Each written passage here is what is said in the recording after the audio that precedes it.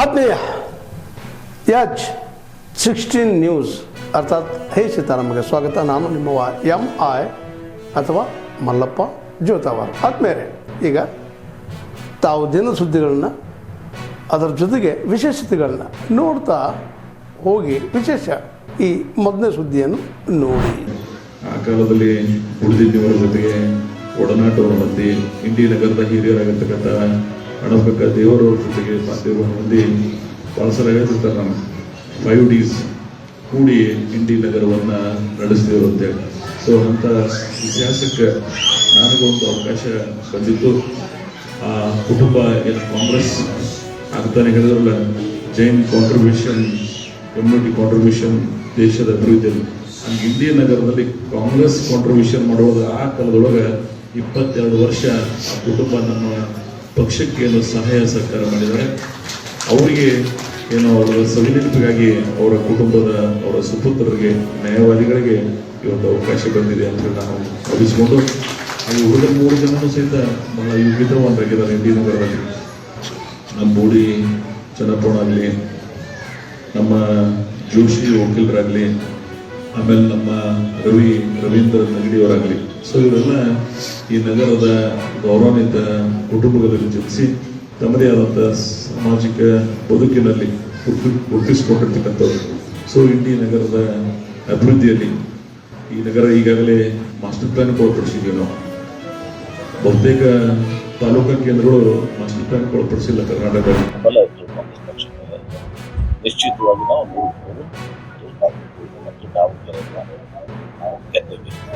Sir, ಒಂದ್ ಕಡೆ 17 ಉಚ್ಚಾಟನೆ ಮಾಡಿದ್ದಾರೆ. ಚರಂತಿ ಮಟ್ಟದ ಋಣ ನನ್ನ ಮೇಲಿದೆ, ಅವ್ರಿಗೆ ಕಷ್ಟ ಕಾಲ ಹೆಲ್ಪ್ ಮಾಡಿದ್ದಾರೆ, ನಾವು ಪ್ರಚಾರ ಮಾಡ್ತೀವಿ.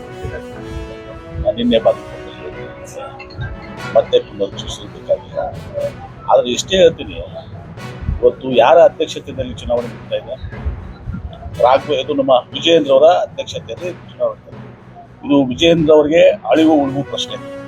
ಈ 2 ಚುನಾವಣೆ, ಈ 2 ಚುನಾವಣೆ ಗೆದ್ರೆ ವಿಜಯೇಂದ್ರಿಗೆ ನಾಯಕತ್ವದ ಇದಾಗ್ತದೆ. ಈ 2 ಸೋತ್ರೆ ವಿಜಯೇಂದ್ರನ ತೆಗೆದಾಕ್ತಾರೆ. ಈ 17 ಅವ್ರಿಗೆ ವಿಜಯೇಂದ್ರ ತೆಗೆಯೋದು ಅಥವಾ ವಿಜಯೇಂದ್ರನ ಬಳಸೋದು, ಕ್ರೆಡಿಟ್ ಯಾರಿಗೆ ಹೋಗ್ತದೆ? ಇದು ವಿಜಯೇಂದ್ರ ಅವ್ರಿಗೆ ಹೋಗ್ತದೆ. ಮತ್ತೆ ಇವರು ಒಂದ್ ಕಡೆ ಯಡಿಯೂರಪ್ಪ ಮಗ ವಿಜಯೇಂದ್ರ ಅಂತ ಹೇಳ್ತಾರೆ. ಮತ್ತೆ ವಿಜಯೇಂದ್ರ ನೇತೃತ್ವ ಚುನಾವಣೆ ನಡೀತದೆ ಏನ್ರಿ? ಅವ್ರಿಗೆ ವಿಜೇಂದ್ರನ್ ತೆಗಿಬೇಕಾಗಿದೆ 17 ಅವ್ರಿಗೆ ಇದೊಂದು ಅವಕಾಶ. ಈ 2 ಸೋತ್ರೆ ವಿಜೇಂದ್ರನ್ ತೆಗಿತಾರೆ. ಮತ್ತೆ ವಿಜೇಂದ್ರನ್ ಉಳಿಸೋ ಕೆಲಸ ಅವ್ರು ಮಾಡ್ತಿದ್ರೆ ಬಹುಶಃ ಅವ್ರಿಗೆ ಏನಾಗಿದೆ, 17 ಅವ್ರಿಗೆ ಪ್ರಚಾರ ಮಾಡಿ ಹಂಗೆ ಹಿಂಗೆ ಮಾಡ್ಕೊಂಡು ವಾಪಸ್ ಬಿಜೆಪಿಗೆ ಹೋಗುವಂತ ಇದು. ಸುಮ್ಮನೆ ಮೇಲೆ ಅವ್ರಿಗೆಲ್ಲ ಮಾತಾಡ್ತಾರೆ, ಹಂಗೆ ಹಿಂಗೆ ಅದು ಅಂತೆಲ್ಲ ಹೇಳ್ತಾರೆ. ಏನು ಅದ್ರ ಒಳಗಡೆ ಇದೆಲ್ಲ ಚುನಾವಣೆ ಪ್ರಚಾರ ಮಾಡಿ, ನಾ ಪ್ರಚಾರ ಮಾಡಿದ್ವಿ, ನಾವು ವಾಪಸ್ ತಗೋರಿ ಹೇಳಿ ಕೈ ಒಡ್ಡುವಂತ ಕೆಲಸ ಮಾಡ್ತಾ ಇದ್ದಾರೆ. ಸ್ವಾಭಿಮಾನ ಏನಾದ್ರು ಇದ್ರೆ ಮರ್ಯಾದೆ, ಯಾಕಂದ್ರೆ ಹೊರಗೆ ಹಾಕಿದಾರೆ, ಹೊರಗೆ ಎಕ್ಸ್ಪೆಲ್ ಮಾಡಿದ್ದಾರೆ. ಈಗ ಸ್ವಾಭಿಮಾನ, ಮಾನ, ಮರ್ಯಾದೆ ಇದ್ರೆ ತೋರಿಸ್ಬೇಕು ಅವ್ರಿಬ್ಬರನ್ನ. ವಿಜೇಂದ್ರ ನೇತೃತ್ವದಲ್ಲಿ ಚುನಾವಣೆ ಮಾಡ್ತಾರಂದ್ರೆ ಅಥವಾ ವಿಜೇಂದ್ರ ಉಳಿಸೋ ಕೆಲಸ ಇವ್ರು ಮಾಡ್ತಾರ ಮಾಡ್ಲಿ. ಇದಾಗಿ ಆದ್ರೆ ಪದ ಆಗ್ತಾ ಇದೆ. ಅದಕ್ಕೆ ನಾನು ಹೇಳುದು, ಆದಷ್ಟು ಬೇಗ ಆಗ್ಬೇಕು. ಯಾಕಂತಂದ್ರೆ ಕಾಂಪಿಟೇಟಿವ್ ವರ್ಲ್ಡ್ ದೇಶದಲ್ಲಿ ಮತ್ತು ನಮ್ಮ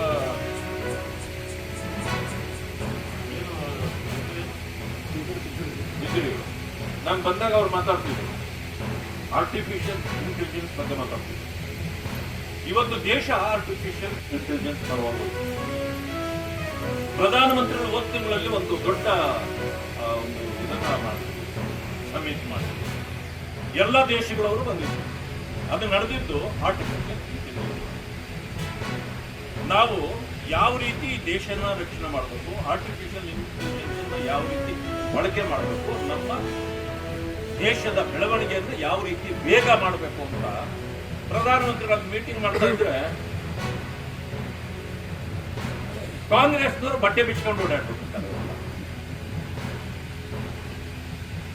ಅದಕ್ಕೆ ಪ್ರಧಾನಮಂತ್ರಿಗಳು ಏನ್ ಹೇಳಿದ್ರು ಗೊತ್ತಾ? ಅರೆ पहले ही कांग्रेस नंगा हो गया था, मगर वो अंदर थे और बाहर आ गया, वो नंगा बाहर आ गया. ये कांग्रेस का हालत कैसे बन गया आप जानते हो ना? ये बताओ, आप लोगों को बताओ। ನನ್ನ ಸೋದರರಾದಂಥ ಮತ್ತು KPCCಯ ಪ್ರಧಾನ ಕಾರ್ಯದರ್ಶಿಗಳಾದಂಥ ಶ್ರೀ ದಯಾನಂದ್ ಪಾಟೀಲ್ ಅವರೇ, ವಿಜಯಪುರ ಡೆವಲಪ್ಮೆಂಟ್ ಅಥಾರಿಟಿಯ ಚೇರ್ಮನ್ರಾದಂಥ ನಮ್ಮ ಗಂಗಾಧರ ಸಂಪಂಗಿ ಅವರೇ, ವೇದಿಕೆ ಮೇಲಿದ್ದಂಥ ಎಲ್ಲ ಯುವ ಕಾಂಗ್ರೆಸ್ನ ಅಧ್ಯಕ್ಷರೇ, ನಮ್ಮ ಹಿರಿಯರಾದಂಥ ತಮ್ಮ ಜೊತೆ ಭಾಳಷ್ಟು ಸಂಪರ್ಕಿಸಿದಂಥ ನಮ್ಮ ಆತ್ಮೀಯರಾದಂಥ ಶಿರೋಡ್ ವಕೀಲರೇ, ನಮ್ಮ ಮಹಾನಗರ ಪಾಲಿಕೆಯ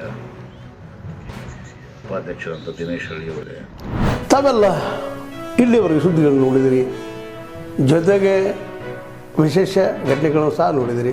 ಅದು ನಿಮ್ಗೇನು ಅನ್ನಿಸ್ತು? ನಿಮಗೆ ಲೈಕ್ ಮಾಡಿರಿ, ಶೇರ್ ಮಾಡಿರಿ, ಕಾಮೆಂಟ್ ಮಾಡಿರಿ, ಜೊತೆಗೆ ಸಬ್ಸ್ಕ್ರೈಬ್ ನಿಲ್ಲಿಸ್ಬೇಡ್ರಿ. H16 ನ್ಯೂಸ್ ಅರ್ಥಾತ್ ಸಿದ್ದರಾಮಯ್ಯ ಸತ್ಯದ ಕೈಗನ್ನಡಿ ವಂದನೆಗಳು.